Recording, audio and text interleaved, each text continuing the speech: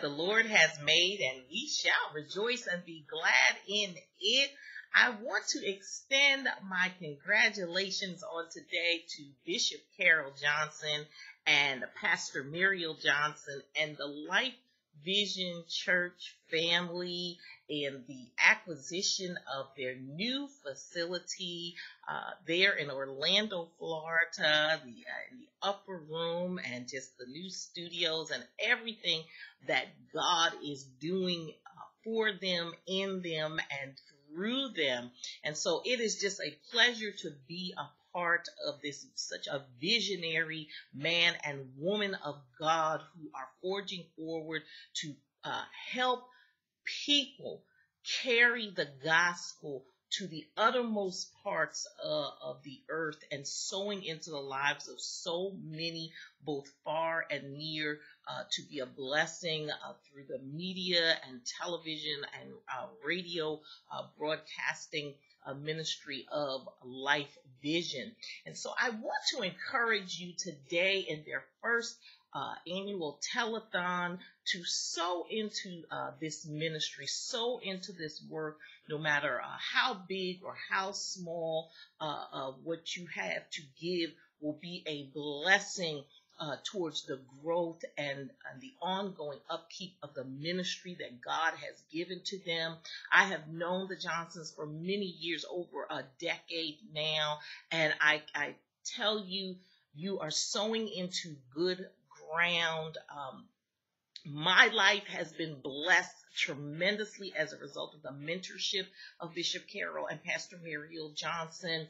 And so I want to encourage you today, mothers, young women, single moms, because Bishop Johnson and Pastor Muriel have just, sown into the Single Mothers Initiative in helping us to be better and to sow into the lives of our children and to join the community to be able to sow and to teach us how to begin to build wealth into our community. David said in Psalms 37, 25 and 26, he said, I once was young and now I'm old, yet I have not seen the righteous forsaken nor his seed begging bread.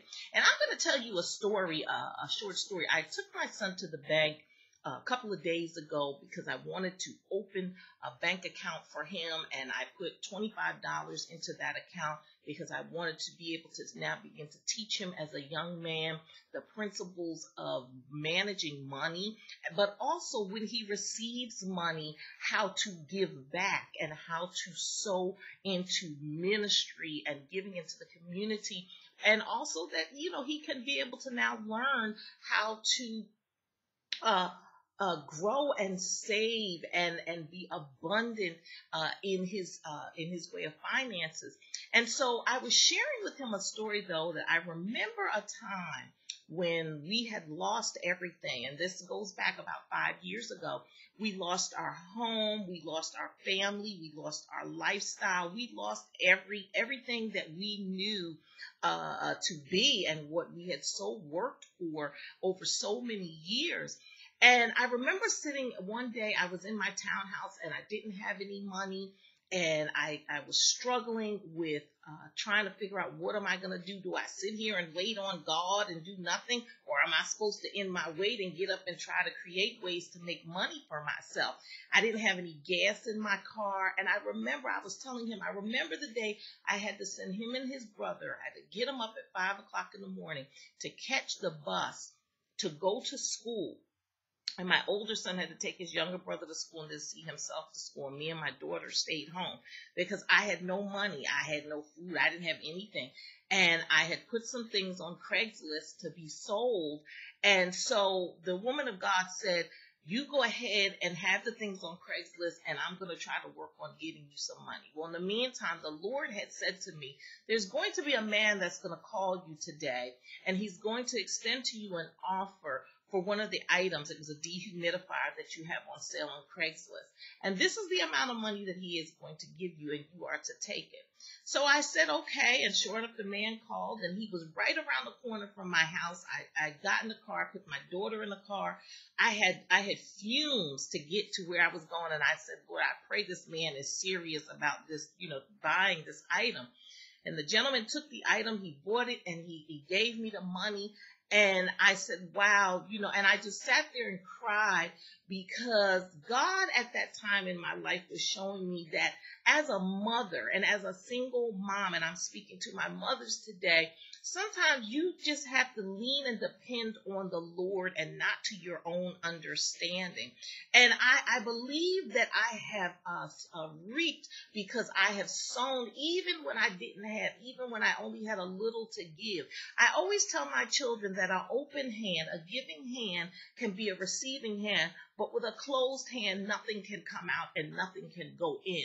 And so I want to encourage you today that you can be blessed. God will not forsake you. He will not leave you without. People have come to my house. People have sent bags of food home. God has blessed my businesses, not one. I have multiple businesses that God has blessed as a result of me sowing into the lives of others and sowing into the ministries of others.